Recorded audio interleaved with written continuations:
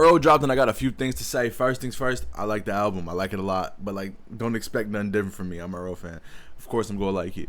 One thing I'll keep seeing on the internet is like, oh, Earl always does this little sleepy flow style, blah blah blah. First of all, he doesn't only do that on the album, and second of all, it's something called like a style. So like, yeah, a rapper is gonna rap the same 9 times out of 10 because that is their style. So just like, not everybody's gonna rap differently on every song. Don't expect that in every artist. That's goofy. Like, every rapper has a signature, and they go for that signature when they make a song.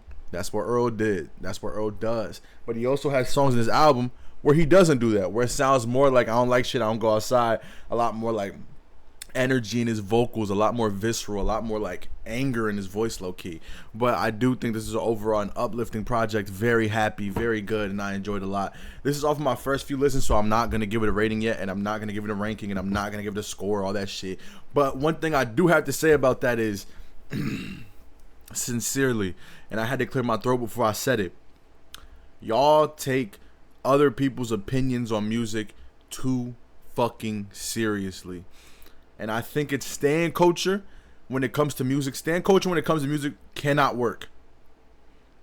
Or, you know what? Stan culture in every medium of entertainment cannot work.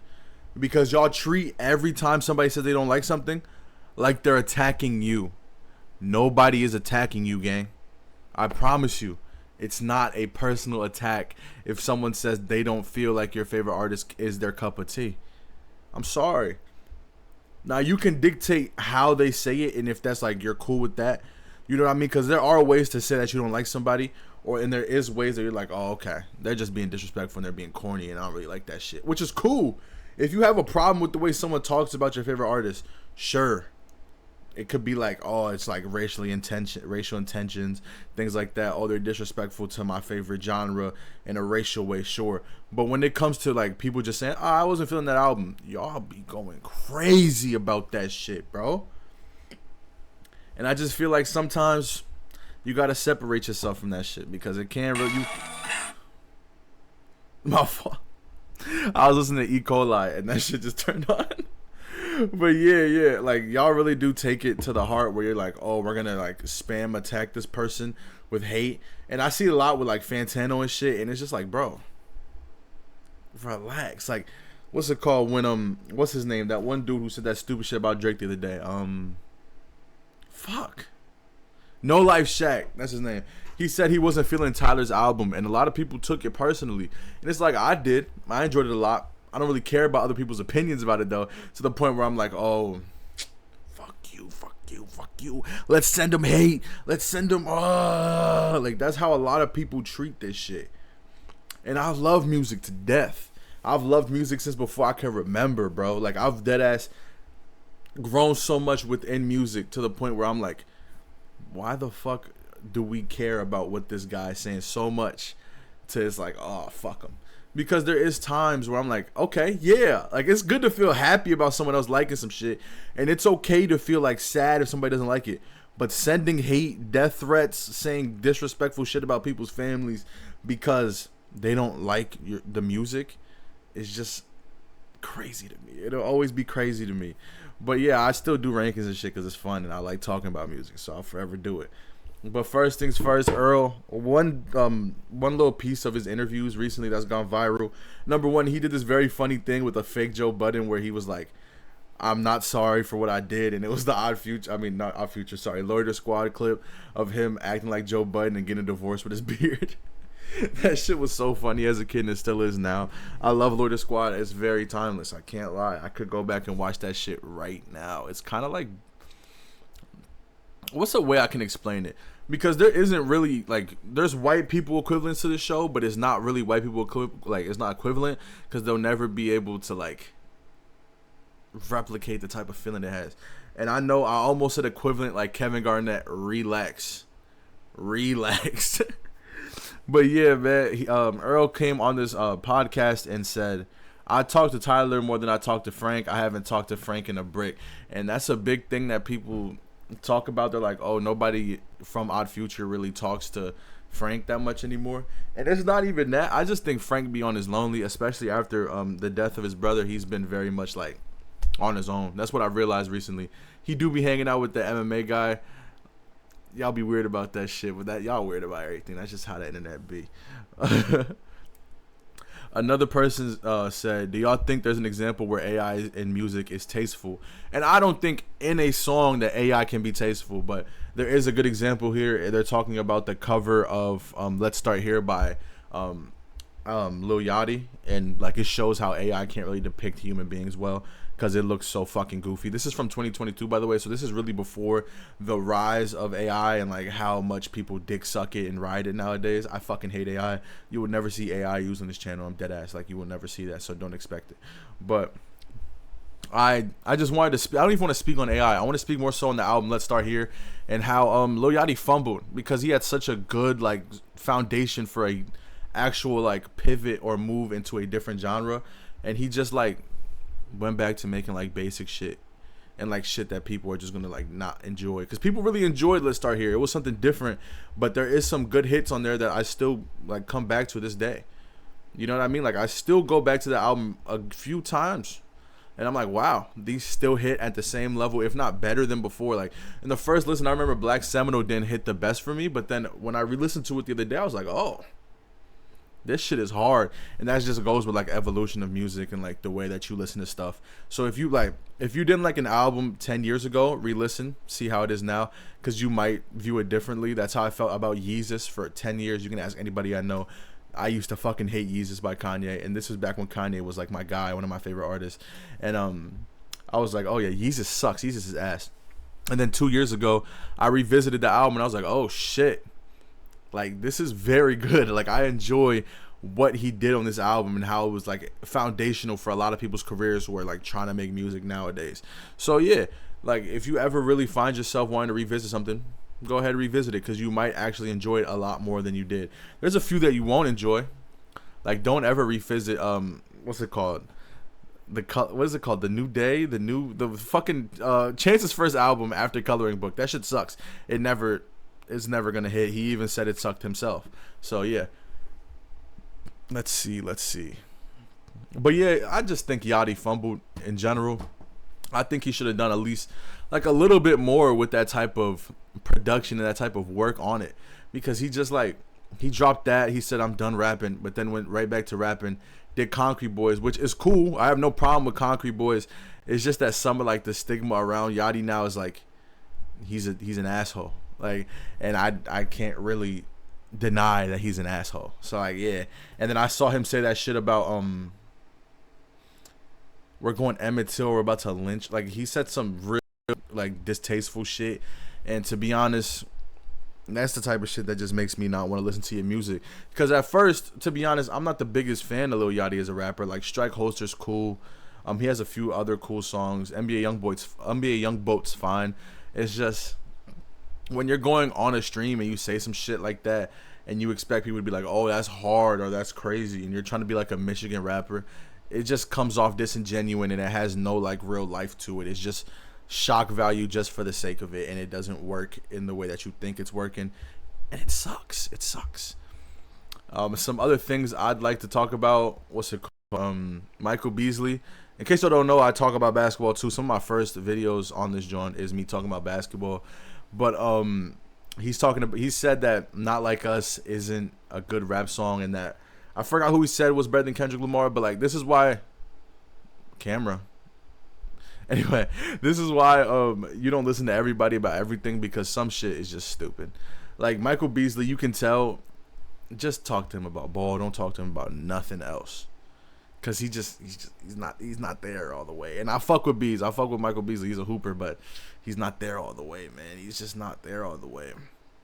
Another thing I saw is that Jay-Z has officially become the world's richest musician with a net worth of $2.5 billion. I hate billionaires, so this doesn't really move me, but I saw someone else say, I've never heard anybody say play some Jay-Z. That must mean you're like 15 years old, because I used to listen to Jay-Z all the time. I think Jay-Z's an amazing artist. Early Jay-Z's, for me, I love it. 444 is a great album. I don't think he should drop anything else, to be honest. 444 should be his little swan song. Go off with it, really take time away from it, because that is such that's a conscious rap album at the end of your career that you're like, oh wow, he really still got it in some way. And he also just did a concert recently, and it was fucking live. So yeah, shout out to Jay-Z as a musician. I really do like him as a musician. He has a lot of great music. Do I think he's like better than Nas? No, I don't. But he's a great musician nonetheless. Some other things I've seen. I'm gonna just talk about some music shit. So like, I doubt I ever talk about this again. But Black Boy Max said he's gonna make a what's it called, a label, and he wants people to drop music in the comments. And he said, I don't see no originality, and like with a lot of people basically. But like he said, he don't see no originality, and a lot of people are sounding the same. Which yeah, that's just how music is at this point. It's really hard to be original. The best thing that you can do as an underground artist. First of all, real quick, before I even go into it, Max, what do you mean by originality? All the people that you have in that shit, all the like underground rappers basically sound the same at this point. I'm gonna be honest. I'm gonna be real, and I'm not here to hate on underground rap. Do y'all thing, do your thing. I'm an old head. I'm gonna be real. I'm an old head when it comes to shit. I don't really listen to it that much, but I do see the appeal because it is very, you know what I mean? Like, it gets you going, it gets you moving. So it's fine. Like, I get you for sure. But like, originality coming from a fan base that you've cultivated where it's around underground music, and underground music basically all sounds pretty similar. It's very loud 808s. The beats are very much overpowering when it comes to the vocals, and it's more so about like aesthetic, which is fine. But like, when it comes to that, what originality are you expecting? Do you want somebody to like do like spoken word rap to you? Do you want a J. Cole to pull up and be like, yeah, you know what, I'm gonna sign with Black Boy Max? Because I don't think that's gonna happen. I'm gonna be real. Like, you don't cultivate that type of fan base to where somebody is gonna want to come through and do an actual J. Cole or like do something like that. Or like, what do you mean originality? Like different beats, different flows within the same sector of music? Because there's no way you think that your fan base, like the people that you've cultivated to know who you are, is expecting you to want something other than underground music when all you've done is advocate for underground music for most of your career. Are you looking for the next Lil Baby? Because they're not gonna be there. Like, that's just not the type of people that you've invited into your community. So there's just no way. And that's the whole thing with like the underground scene right now, is that when it comes to people like trying to build up somebody else from the underground, it just doesn't come off right. It's always just like, oh, they're copying this. Oh, Playboy Cardi is the first of all, Playboy Cardi is the blueprint, especially when it comes to a whole lot of red. He became the blueprint for the underground, and it's just gone to a place where like everybody tries to get that style. Like, it started off with Yeet, then it went on to like all these different people. Now it's at the point where it's like net spend is like extremely popular with the younger people. Not with me, unfortunately. I don't see the appeal, but it's very much, the beat is so fucking good. I will give him that. It is a good beat, but sometimes they seem a little lifeless to me. But yeah, what does he expect his fans to bring, or like musicians that happen to know who he is? Like, what do they think? Like, I don't know if I'm saying it correctly, to be honest, but like, what does he think that he's gonna get? Does he think that like somebody like G Herbo is gonna pull up on that bitch and really rap for you? Like, do you think that's what's gonna happen? Because I'm sorry, you're not gonna get an 18-year-old G Herbo that knows who you are, who wants to like rap and become a part of Black Boy Max's label. Because Black Boy Max's label, in my head, at least for me, implies that it's an underground type label where they're making similar type music, kind of like Dead Air. You know what I mean? Like something like that, where like most of Dead Air at some point was like, what's it called, like hyper pop and shit. You like, it's that type of stuff. You know what I mean? But that's just my opinion on it. Another thing I want to speak about, someone said conscious rap doesn't sell, and in response, somebody brought out the top 6 best-selling artists ever, and it's Eminem, Drake, Kanye, Jay-Z, Tupac, and Kendrick Lamar. And a lot of people were angry because they said that Eminem is not a conscious rapper. He's not. His biggest songs are not conscious rap. That's just what it is. Jay-Z is. I would say Kanye, his biggest songs are early Kanye songs, and those are conscious rap. He's speaking about black plight, the issues with violence in Chicago, gang violence, things like that. That is conscious music. Tupac is a conscious rapper. He speaks about black plight, police brutality, things like that. All things that are conscious music related, and I don't have to explain why Kendrick Lamar is a conscious rapper. So yeah, I think the scene that we've created, or like the type of fan base cultivation that like has happened in rap music, sucks, especially when it comes to people like I know I talk about it every video. I fucking hate current Drake fans so much because their biggest arguments for Drake music is, oh, you can't play that shit at a club. Oh, the hoes not gonna like that shit. And then there's so many clips of just like women listening to Kendrick Lamar, women being at Kendrick Lamar concerts, Kendrick Lamar being played at parties, like fucking Jay-Z being played at parties, Kanye being played at parties, Tupac being played at parties. Like, all these people can be played anywhere. They just also have rap music that makes you think that their fan bases love. Drake just doesn't have many cuts like that, I will say. But I'm not at all saying he can't rap. I'm just saying, like, that being your best argument for Drake, like, oh, the hoes love Drake. Man, you ain't shaking your ass to humble. What the fuck is wrong with you? Like, why is that your only criteria for good music? You need help. You are not a promoter at a nightclub, gang. You work at a Friendlies. Like, what the fuck are we talking about? You are a mechanic. Nobody's shaking ass at the mechanic shop. You shaking ass at the mechanic. But nah, for real, I hate that idea. And like, the only reason why they think that is because Drake isn't a conscious rapper and he sells because he has a big fan base. And shout out to him for creating that fan base, blah blah blah.